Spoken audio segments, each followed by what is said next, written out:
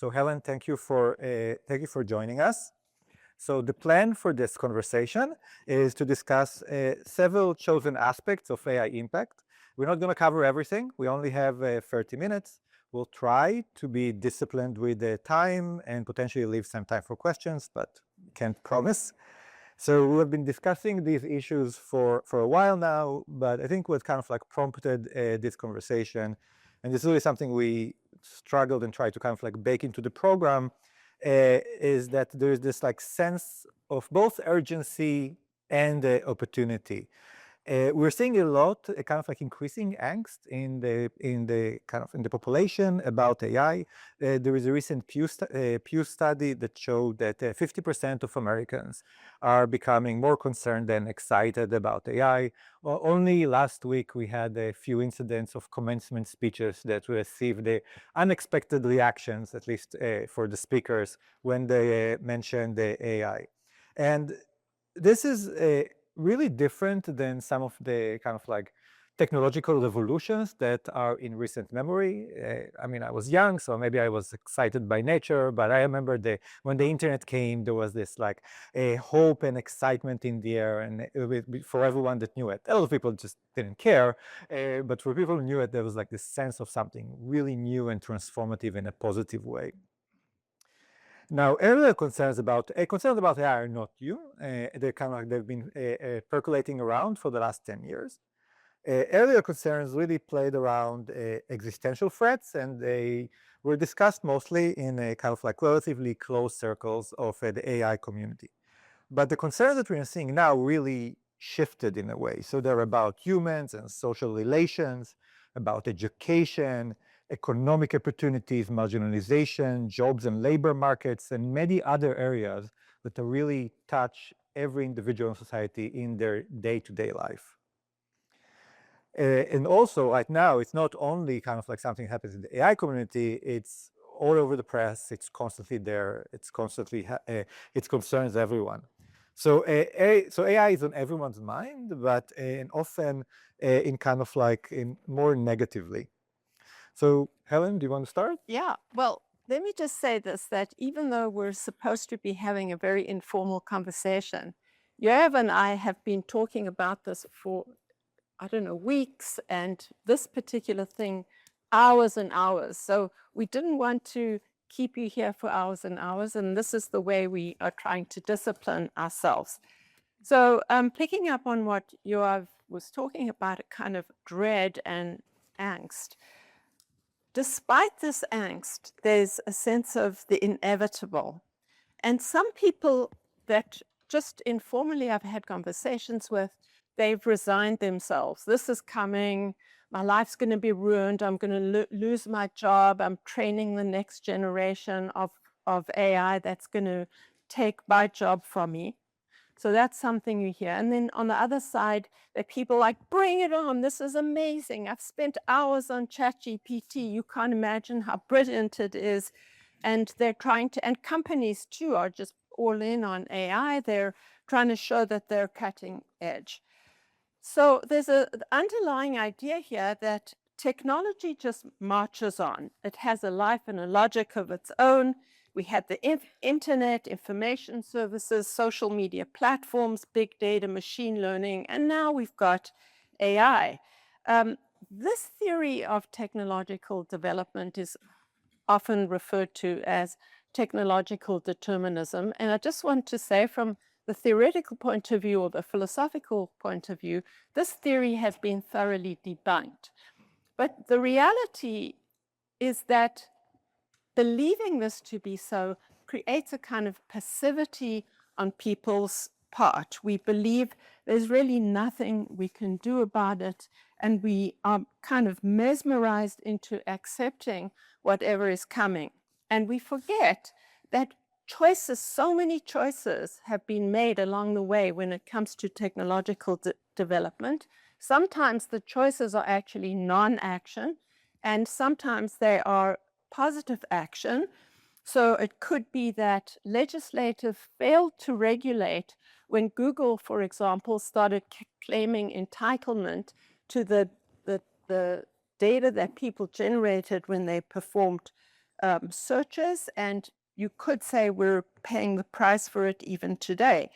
Entrepreneurs have optimized systems specifically for things like keeping people online for as long as possible so that they could serve more ads.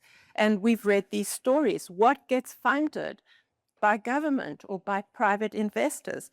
These are all human choices that shape the course of technology. So the main thing, and I think this is going to be the theme throughout our brief conversation, is that whatever sense of doom we have, in fact, they're choices that can be made. They're human choices. Sometimes these can be about technology themselves, and we should recognize, and this is, you have mentioned values in design. You recognize these are choices that people make who are designing the tech or deciding what we should do with the technology. And also there's regulation. Regulation has been difficult, but we do need regulation. And these are ways that we can determine whether worse than extinction happens or whether we can enjoy the benefits. So we picked a few topics. We specifically picked them so they're very much forward-looking, and that there are clear avenues to shape the technology. So less about focusing on problems that are harder to solve. So we picked up, you can think about it as the low-hanging fruits. Thanks a lot. Because this one is, let's call it an obsession of my own, and that is that it has been, you could maybe blame the economists, but often we have a view of concrete individuals, how individuals negotiate their lives. And then we'll often talk at high abstractions, things like freedom, justice, privacy, human autonomy, and so on. But I have been focused for a lot of my work on this intermediate layer. Let's call it social institutions, because I think that this intermediate layer of social institutions is, in fact, a barrier between us at the moment and what Hobbes called state of nature, which is a very brutal state of nature. Now, these social institutions are doing essential work in maintaining social integrity and also helping us sustain those abstract concepts. One of the most important social institutions that we have is government. And in the US and many countries we align with, this means democratic governance, which comprises a host of institutions from voting to courts to legislatures.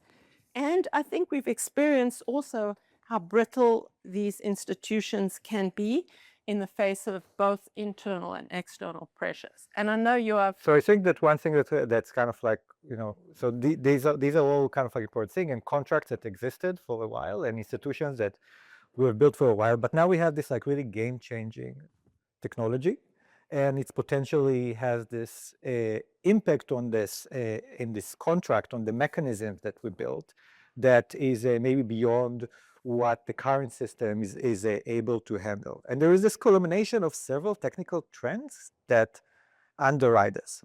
So there is a lot of digital communication, there is a lot of passive operations, for example, smart speakers that are situated in our homes, and there is exceptional analytical capabilities. And you can say, okay, there's nothing new. Edward Snowden, the leak happened like 13 years ago, so it's kind of like celebrating its bar mitzvah, this episode. But there is actual fundamental difference that qualitatively changes the picture. And this is because the models that we have created, in a sense that some of us in the room have worked on for years, have able to create analytical and generation capabilities that are beyond anything that I think as a researcher, I imagine that I will see in my lifetime. And that means that anything can be analyzed. It can be analyzed to its bottom, at depths, and at scale. And generation is super nuanced and scalable. And the workarounds that we may have developed in some societies to bypass censorship analysis of government, they don't work. They won't work anymore. because the models are so expressive and powerful. And this means that the capabilities of governments to monitor and listen to the people have shifted dramatically. So in the Snowden era, there was a lot of like keyword matching and a lot of human labor involved, and that's basically this human factor scoped the impact of it. But now we are reaching into a situation where the human factor is not a limiting factor anymore, because you can automate everything. You can, if you listen to something, you can analyze it to it kind of like the most granular level. And this means that you don't need to create giant human mechanisms to kind of like to watch people and to monitor society. And that really brings a kind of like this dystopian nature, that dystopian vision, outlined in books like 1984, for example, into potential being. And this really requires us as a society, especially in a liberal democracy, to be aware of, so we can develop mechanism for more to monitor the government in a better way, and to understand that maybe something that we relied on in the past, whistleblowers, are actually coming from this human factor. This is not something we can rely on anymore, because the number of people involved in this can be so much smaller. And one could argue that some of the incentives of like certain governments around the world to invest in this technology is this ability to monitor. And if we want to keep our values, the values of the institution in the US, this is something that is particularly important for us in a liberal democracy. Now, of course, government is not the only social institution that we live in. We interact with many institutions that are impactful.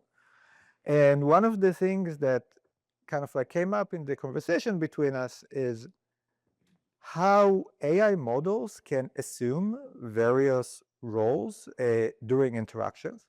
And some of these and different roles entail different implications, right? Yeah. Yeah. So if we jumping off from government, we know that you have senators, judges, secretaries of state, even lobbyists. They have a part they play in maintaining. They usually they're supposed to respect norms of those institutions, and they perform roles that maintain the integrity of these social contexts. But of course, there are many other roles in society. Some of these roles are very well defined, and some are merely socially upheld. So some of those that are regulated by professional associations and even government regulation. You may have mental health specialists, doctors, lawyers, teachers. I like to insert librarians because I respect them tremendously for what the principles they uphold, and maybe members of the clergy. Some are also vital that are sometimes government regulated, but most implicitly social expectations, lovers, spouses, close friends, siblings. Now, past mistakes we've made are to allow technologies to usurp some of those roles. So we've seen health apps, fertility apps, for example, and devices that are claiming to provide a healthcare role, but what they're not doing is accepting, absorbing some of the accountability and the responsibilities of those roles. And so we see a denigration of the role, and by consequence, denigration of that social institution. And we could rattle off educational apps, chatbot therapists, and search engines. But one argument against kind of like this is that all of these roles that you are specifying is something that society has struggled for a while to scale up and to provide to everyone that is needed. Like therapist costs, an hour with a skilled therapist costs a lot of money. A lot of people that maybe could use the help of a therapist simply cannot afford it. And society even have it's even challenging for society to even train at the scale that is needed to kind of like to fulfill as everyone needs, right? So that can argue that, you know, we should automate these things because we have this like unmet need in modern society. So first of all, I don't know that I could make a universal pushback against your pushback, but I do want to say that in some of the cases that we're witnessing at the moment with chatbots, in fact, the service that's being provided is extremely attenuated. And I want to pick up on some of what I said before, because on the one hand, I'm sympathetic to what you've just said, but on the other hand, again, what you have are the claims that we're providing therapy, or people are using the chatbots for therapy, just as Facebook friends. It's skimming the value of that really important role, and that role is defined by social responsibilities that I think are either too hard for companies to offer, or too expensive, or they don't want to provide, they don't want to undertake on the liability and the accountability. And in fact, maybe they reject the confidentiality that many of these roles come with, even librarians, for example, because they need the data.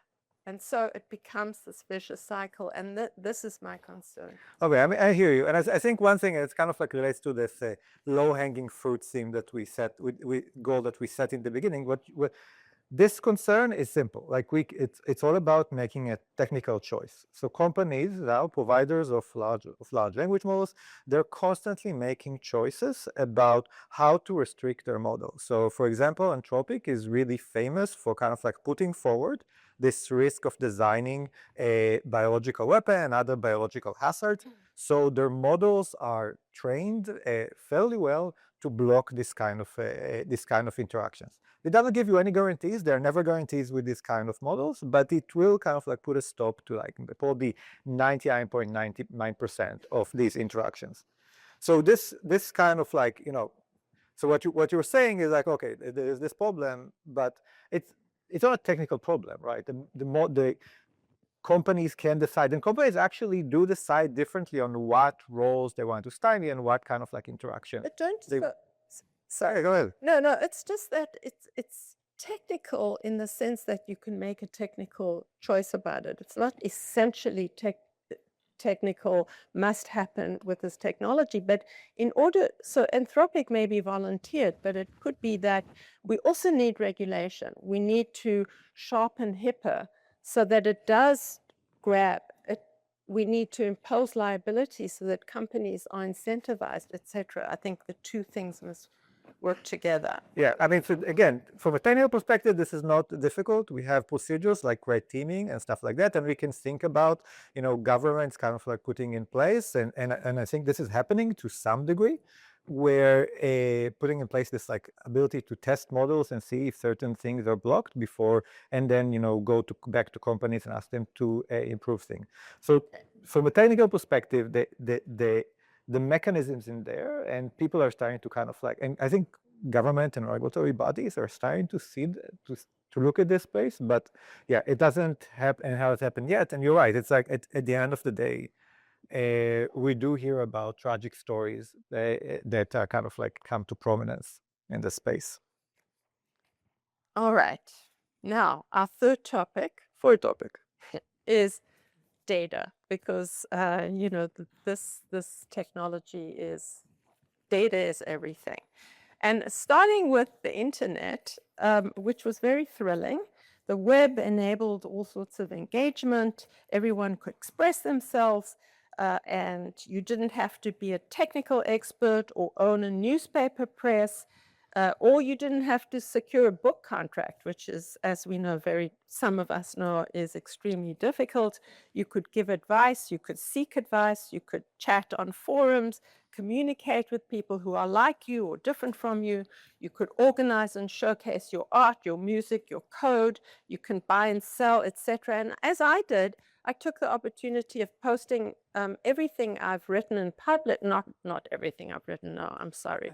No, you don't want to read some of what I've written, but at least everything I've published, I posted online, but never did we imagine that what we were doing was now creating data that could be scraped and exploited, and sometimes to the detriment of those who, I would say, generously posted our material online. And I have to, off script, give a little anecdote, because this morning I was walking to the ferry and I noticed that someone had put out a bar table and three very nice stools. And I looked at them and I'm like, okay, the norm in New York City and maybe other cities is if you put your furniture out on the sidewalk, people can just come and take it. So there's an acceptance of that. But even though I posted my stuff and artists and so on placed theirs for people to enjoy, did that mean that I was accepting that this data could be scraped?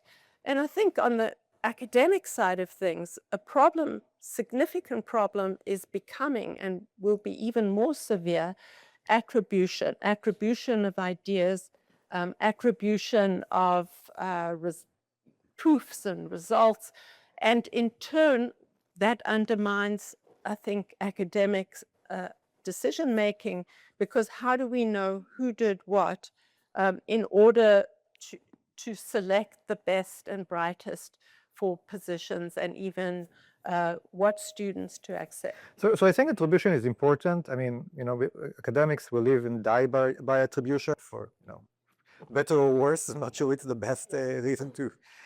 But it's very limited. The issue is much deeper.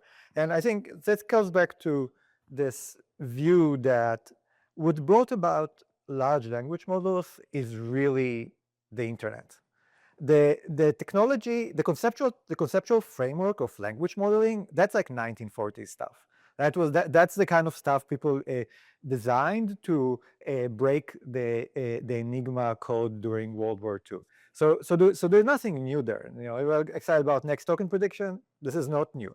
Like neural networks were developed kind of like starting in the 1950s and mature over the next decades. They actually started at Cornell, and then there is the hardware, which is was developed for games and then repurposed. But also, I think this is arguably what we couldn't have done in a different way is just having this like huge mass of data.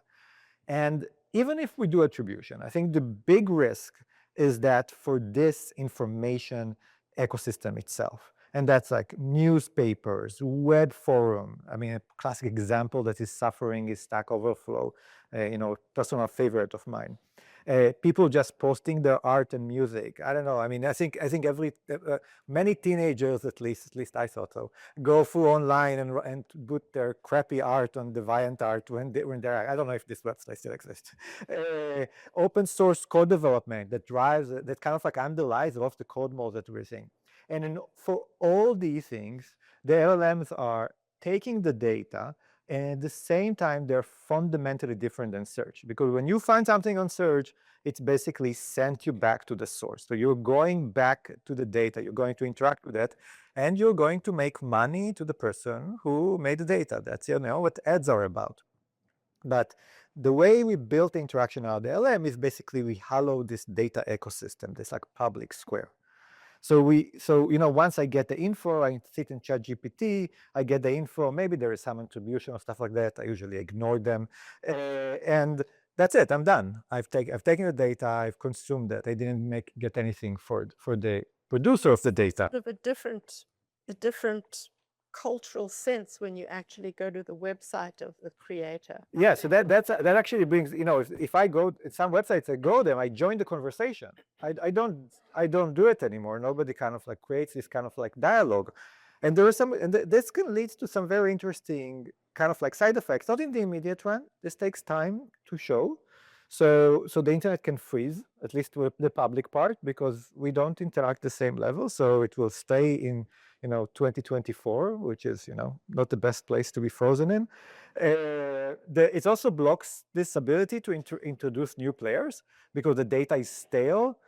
There is maybe new data, but it's all happening inside ChatGPT or Claude or any of the other providers, they keep it. But this data is even not as good because it's kind of like mediated through their models, so it doesn't have the same level of diversity. There's a lot of research evidence showing the diversity that you get from LLMs is not the same as humans. It's not surprising. And then there is this like homogenization of like data and the interaction, which is almost like putting a cap on human creativity, something that we didn't have before. And I don't know how to address this. This is actually, this is maybe not a low-hanging fruit. It's actually harder.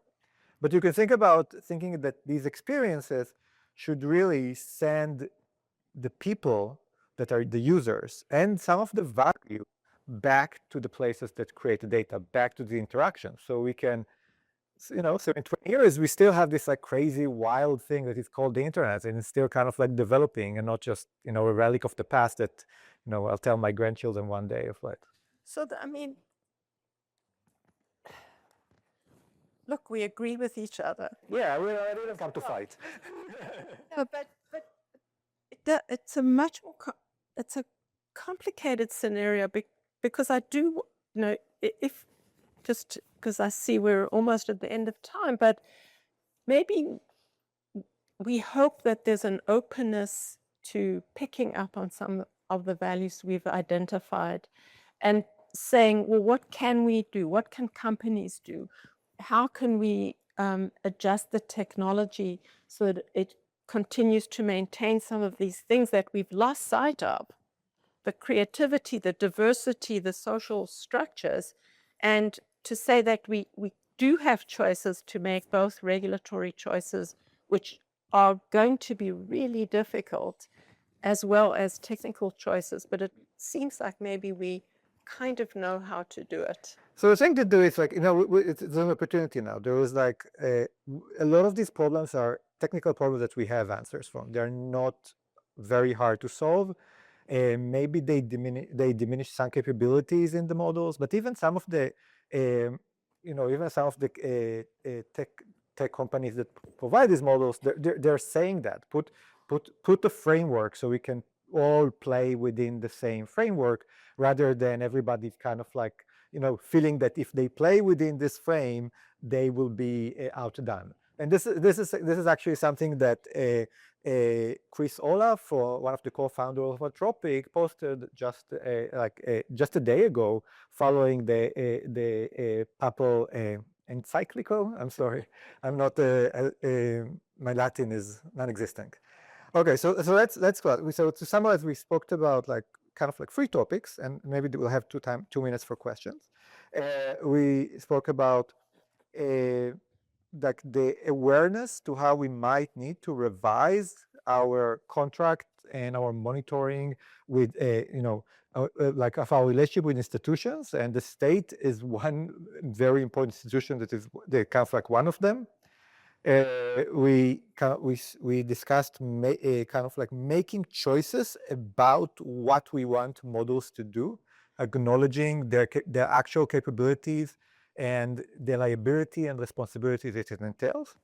And we also talked about kind of like sending people back to the data so we can actually keep this data alive in the internet flourishing.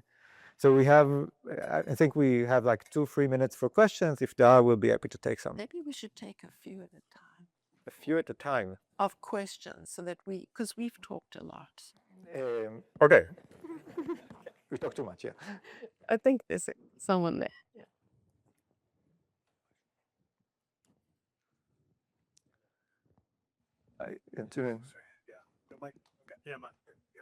Perfect.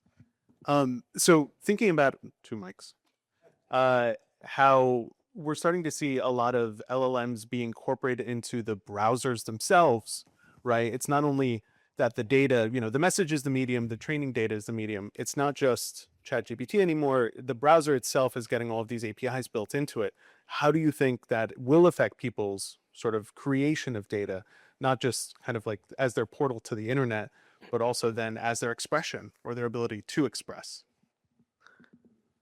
So should I answer this, or should we take more questions? I think we should take. We should take more questions. Okay, here and then we can do a batch processing. So I think many of us will agree with the observations, and maybe we can say what we think and what would be, what people should do, right? And then these people are going to go home and they're going to go and ask their favorite chatbot about what they should do, and then it's going to tell them, oh, don't worry about it. I think we need to think from the level of institutional design and societal design, and actually think about how to shift the system from the situation we're in into a situation that we want to be in. So I would like to hear your thoughts about what, how to self-organize in the direction we want to see.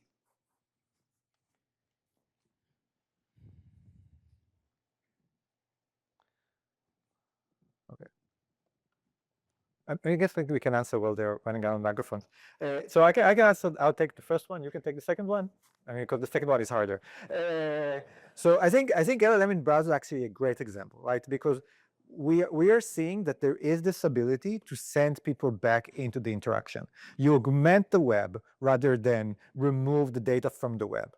And it's not only that. There are other kind of ways. So 2-3 years ago, it was actually really hard to think about because models were really opaque.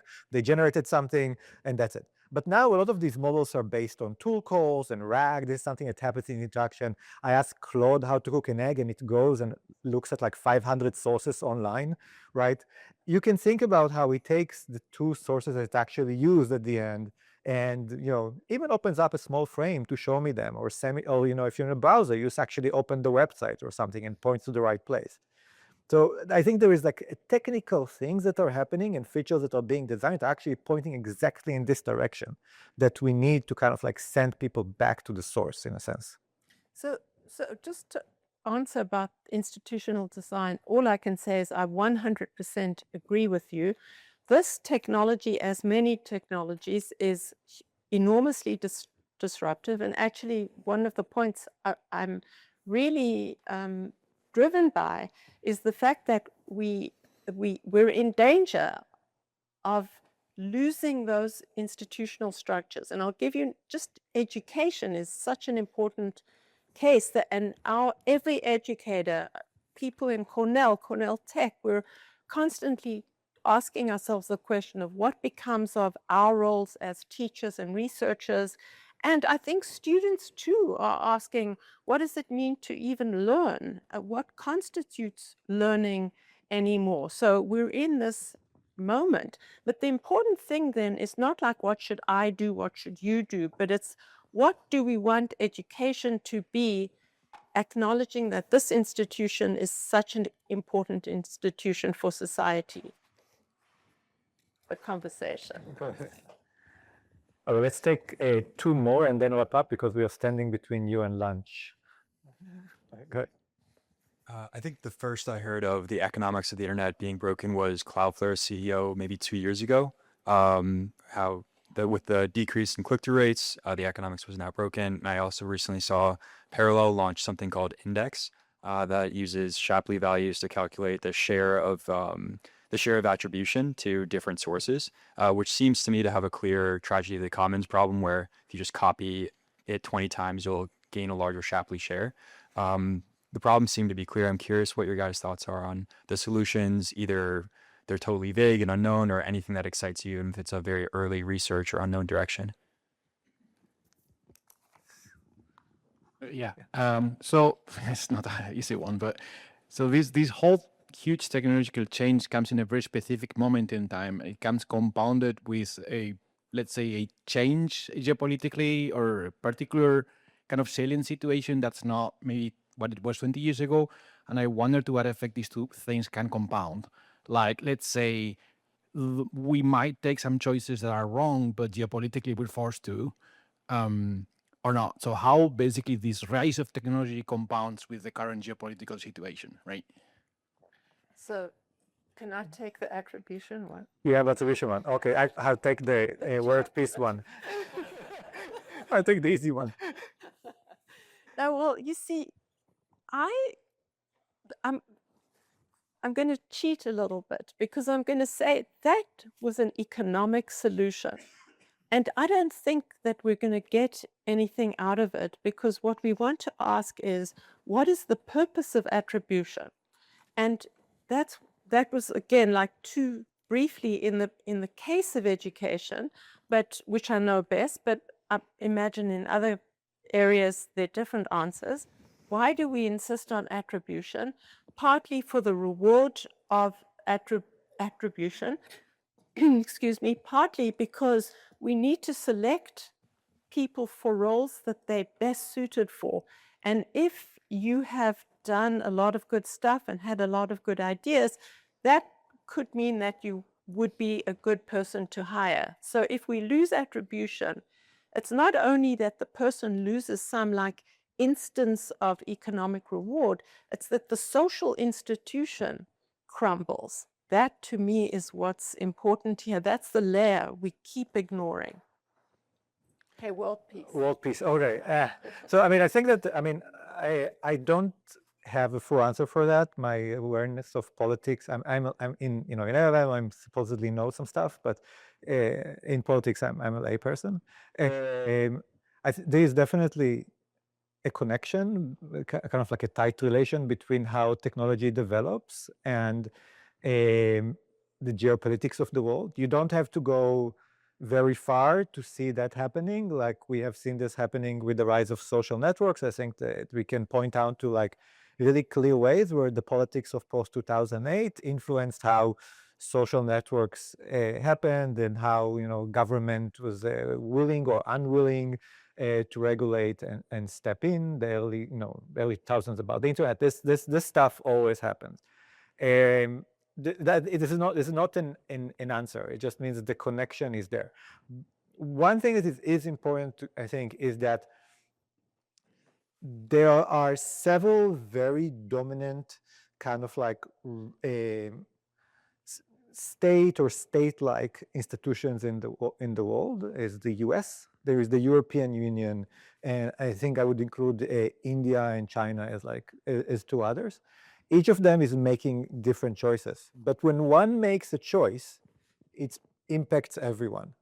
So the European Union can go and enact a GDPR, and we will feel it in the U.S. It's almost like when people say, when there is something happens in California, all the state, as far as regulation, all the states kind of like line up. So even when you look at so I don't think we can look at each of these individually, and they're going to impact each other, and each of them has kind of like different willingness to act along different aspects. So it's going to be interesting. I don't know. Okay, so let's wrap up. So thanks you everyone, and just in time for lunch.